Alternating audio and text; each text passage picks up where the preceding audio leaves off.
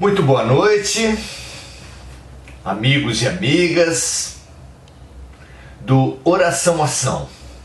Estamos aqui reunidos para passarmos juntos, estudando, nos autoconhecendo e nos propondo ao bem essa transição planetária, que os nossos espíritos certamente vão levar para toda a nossa existência infinita. Tal é a importância que ela possui em todas as nossas vidas. Sejam muito bem-vindas, muito bem-vindos para esses estudos que têm sim a pretensão de subsidiar as mudanças. Porque as mudanças são pessoais, intransferíveis, feitos senha de banco. Cada um é o ator principal da sua transição. Mas claro, a reflexão ética, a fixação de valores fundamentais é a base das boas decisões. É isso que a gente busca auxiliar com esses estudos. Não eu auxiliar a vocês, mas nós, no mesmo estudo, sermos auxiliados pelos coordenadores espirituais, que esse trabalho certamente tem,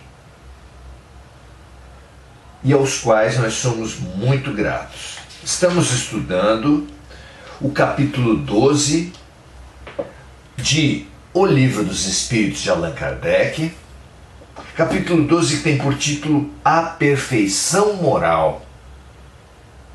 A Perfeição Moral.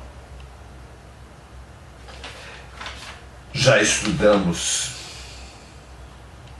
vícios, virtudes, e no estudo dos vícios e das virtudes humanas, das tendências positivas e negativas, dos padrões egoístas ou altruístas,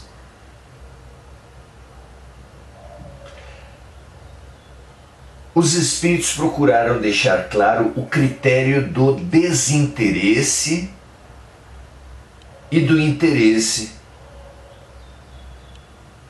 como definidor se uma ação é virtuosa ou viciosa.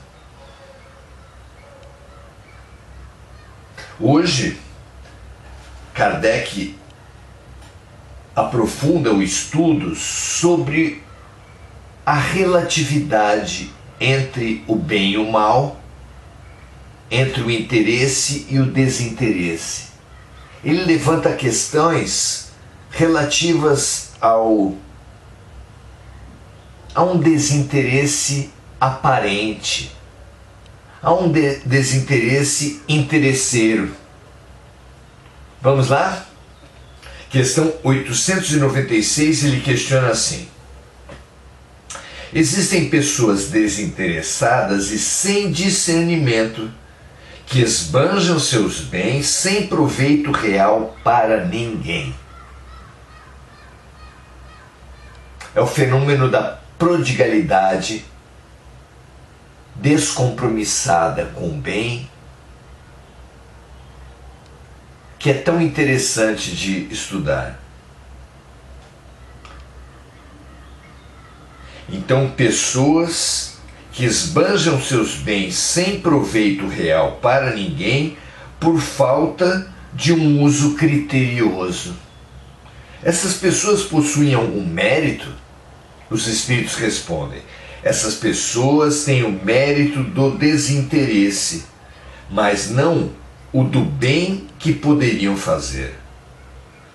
Se o desinteresse é uma virtude, o esbanjamento irrefletido é sempre uma falta de juízo. A riqueza não é dada a uns para ser jogada ao vento, nem a outros para ser colocada num cofre. A riqueza é um depósito sobre o qual o homem terá que prestar contas, porque ele responderá por todo o bem que poderia ter feito e não fez, e por todas as lágrimas que poderia ter enxugado com o dinheiro que foi dado aos que dele não precisavam.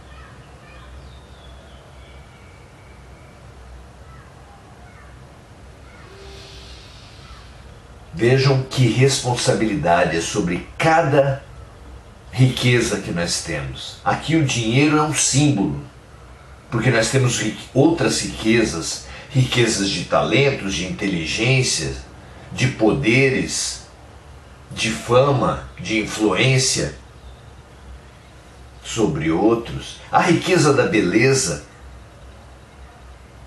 Há inúmeras riquezas e todas elas, como dizem os espíritos aqui, são depósitos, são empréstimos, investimentos, digamos assim, que Deus fez em nós para nos possibilitar, nos estimular ao progresso, mas que de forma alguma podem ser nem fechados, nem poupados com avareza e egoísmo,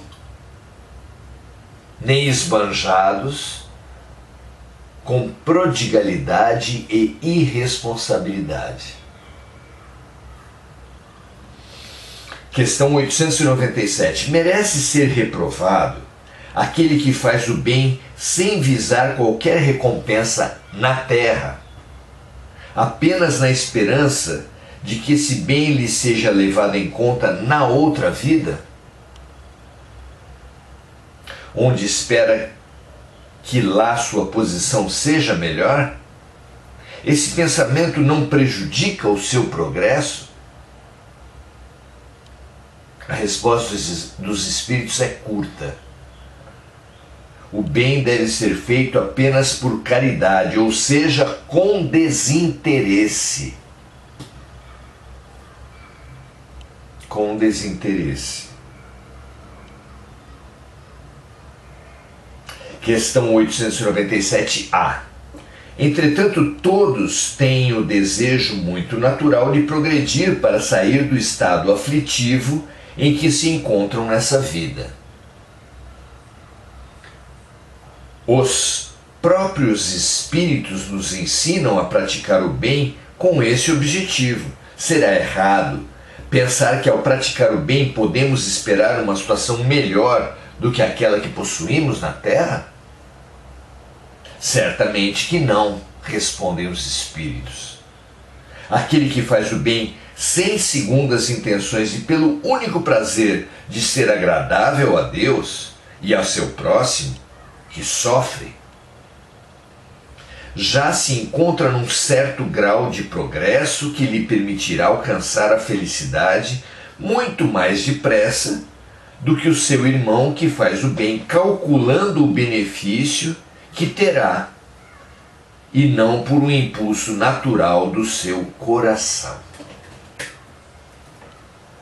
Olha que interessante, não é?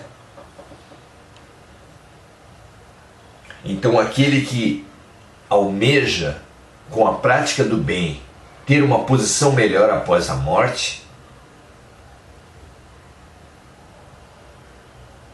não está errado.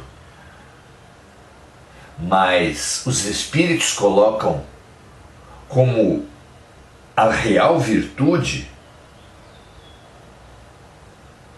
o prazer único, o fazer o bem pelo prazer único de ser agradável a Deus e ao seu próximo que sofre.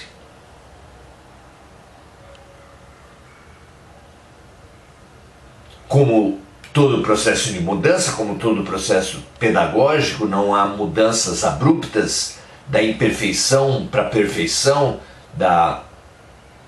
das trevas para a luz, de forma que existem gradações e conquistas antes de chegar à virtude mais pura e mais plena, que é unicamente fazer o bem para ser agradável a Deus, para estar em paz com a sua consciência, para servir aquele que sofre.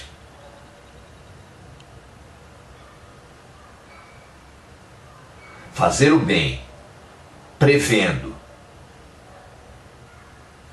a recompensa que terá no plano espiritual, não é errado, mas ainda não é o que os espíritos colocam aqui como símbolo da virtude, uma prática desinteressada. Última pergunta de hoje.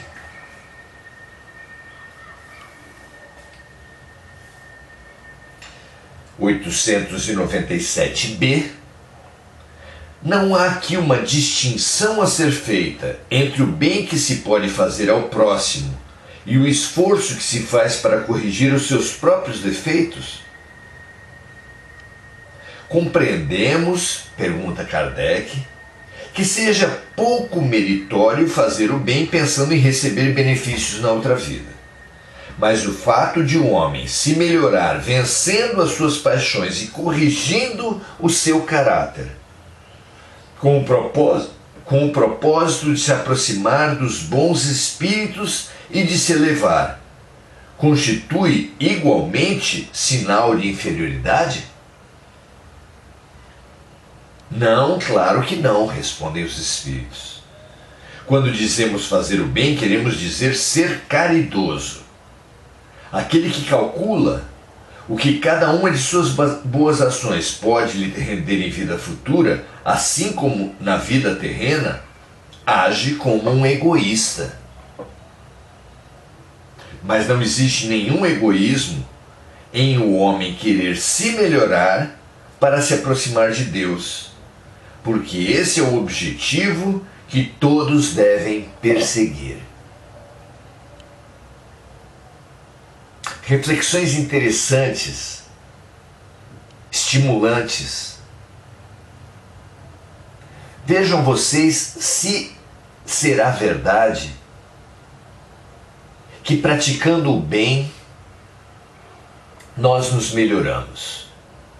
Vamos aqui comparar com uma situação escolar que todos nós já vivemos.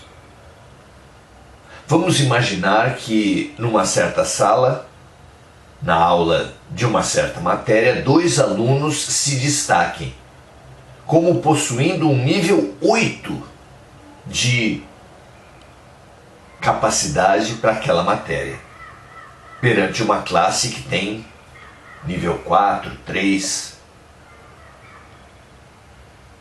Esses 2 alunos podem ter atitudes diferentes perante a sua capacidade. Vamos supor que um deles seja egoísta, vaidoso, e para que o seu nível 8 se destaque perante os outros, não ajuda ninguém. Isso certamente não vai prejudicar o seu conhecimento e ele, ao final das provas, vai tirar a nota 8 que lhe cabe. Mas, se o outro aluno, nível 8 também, for solidário, generoso, e estudar junto com os amigos que tem uma possibilidade, uma capacidade muito menor do que ele naquela matéria, esse aluno nível 8 generoso, por ter sido questionado, por ter exercitado o conhecimento com fins de ajudar os outros, se desafiou, alcançou níveis maiores e, por exemplo, na prova, pode muito bem tirar um 9 ou um 9,5. E por quê? como disse Francisco de Assis, porque é dando que se recebe. Porque, como o 12º passo dos Alcoólicos Anônimos, é ajudando outras pessoas na mesma condição, na mesma temática que nós temos como problema, que nós avançaremos mais na nossa cura, no nosso progresso.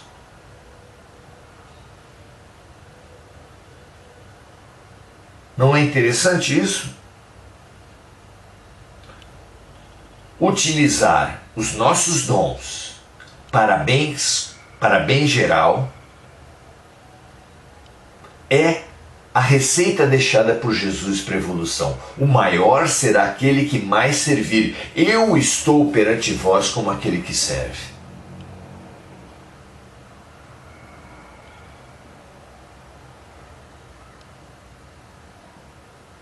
Então, ajudar, fazer o bem, como estratégia de automelhoria, exige essa lucidez, que é dando que se recebe. Essa lucidez que é ajudando outros doentes, que avançarei na minha própria cura. E essa é uma verdade atestável nas observações, na escola, na saúde, por toda parte. Veja você, quando percebermos que a caridade não é um atributo dos santos, como alguns pensam na tentativa de se desresponsabilizar, se eximir da responsabilidade por fazer o bem, mas foram um atributo, foram uma capacidade dos lúcidos, que percebem a terapêutica, a didática que há em ajudar os outros, que a caridade é realmente o atalho que nos faz expandir nosso ponto de vista, que aquele que vê a vida, ainda que de uma forma acurada, mas só apenas sob um ponto de vista, não avançará tanto à verdade que nos libertará, como aqueles que se colocam no lugar dos outros, que buscam fazer aos outros o que gostaria que os outros lhe fizessem, como disse Jesus, que proclamou a empatia, a compaixão, o colocar-se no lugar do outro como a grande ferramenta de medição, a grande referência da prática do bem. Então sim, o máximo estágio de fazer o bem é o daquele onde o bem flui, o bem emana como uma respiração. É natural para a alma realmente evoluída praticar o bem, porque é o que ela sabe fazer. Outra história exemplar nesse sentido é de um mestre, um discípulo que andam ao longo de um riacho e num certo momento vem uma folhinha boiando no riacho. E em cima dessa folhinha eles percebem há um escorpião. O mestre pega essa folhinha e coloca o escorpião a salvo do perigo das águas. Quando ele deposita a folha com o escorpião na terra, porém, o inseto vem e rapidamente o pica, dolorosamente.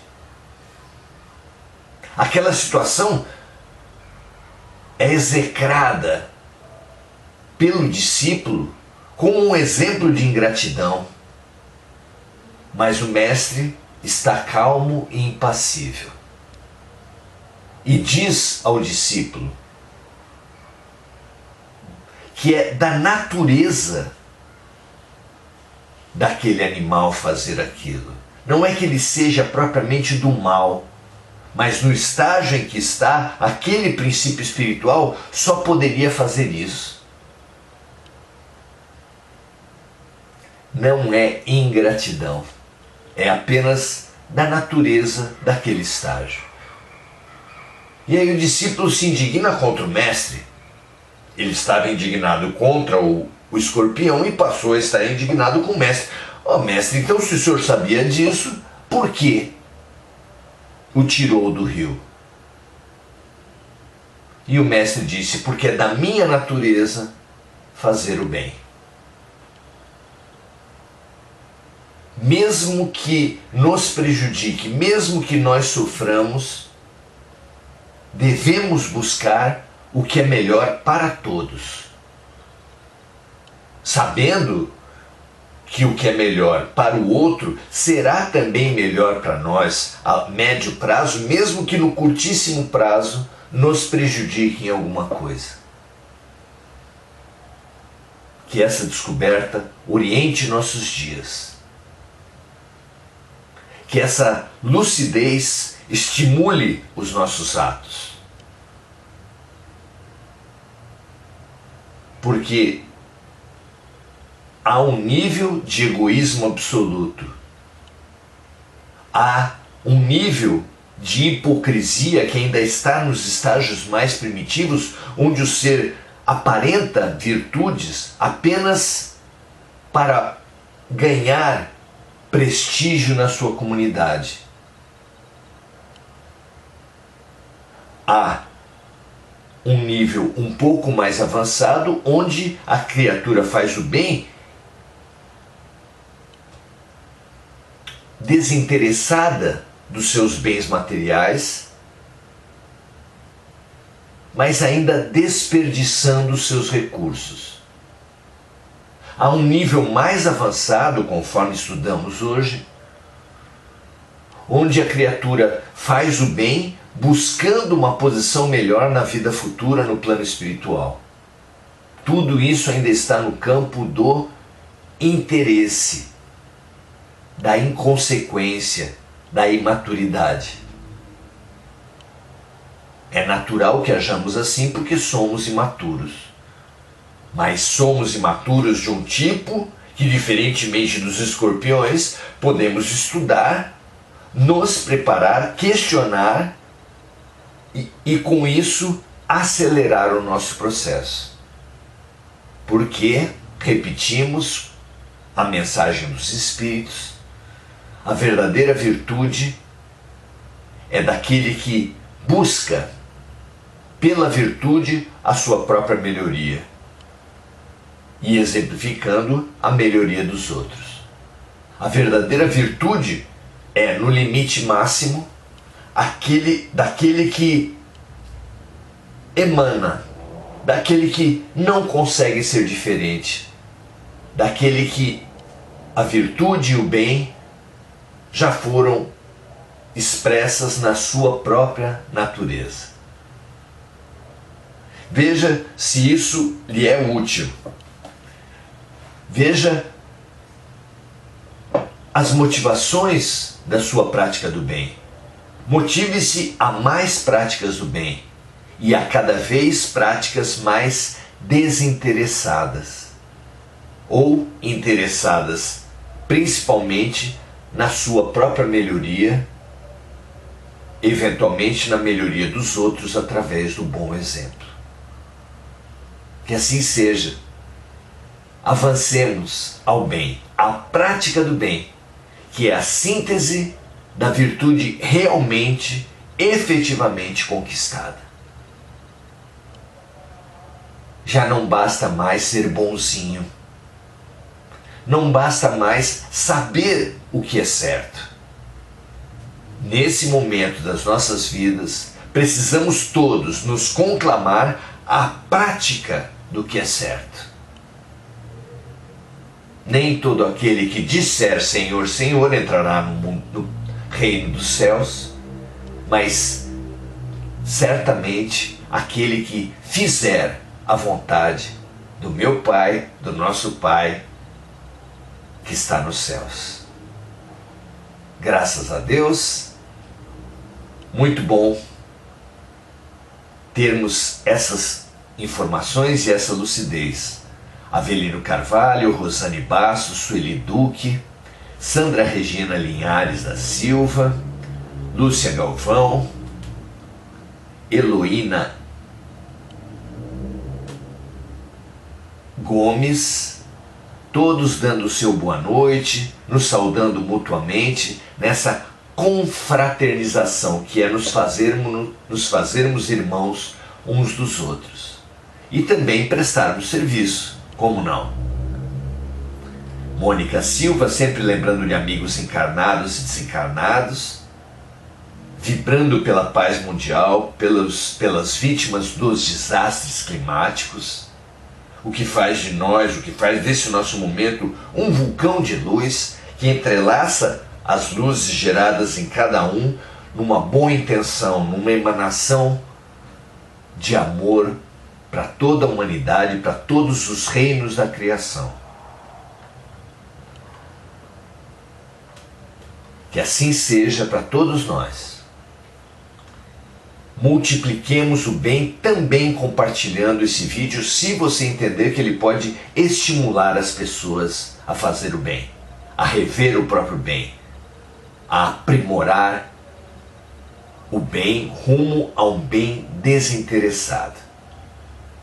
Que assim seja para todos nós. Um grande abraço, estarmos juntos. Amanhã, domingo, daremos continuidade ao nosso curso, digamos assim, entre o Pequeno e o Grande Príncipe, que faz uma releitura da obra O Pequeno Príncipe à luz do Evangelho. Você é nosso convidado. Convide outros. É fundamental espalharmos a luz, aproximarmos nossas velas umas das outras para ampliarmos e levarmos a luz cada vez mais longe. Ótimo final de sábado e até amanhã.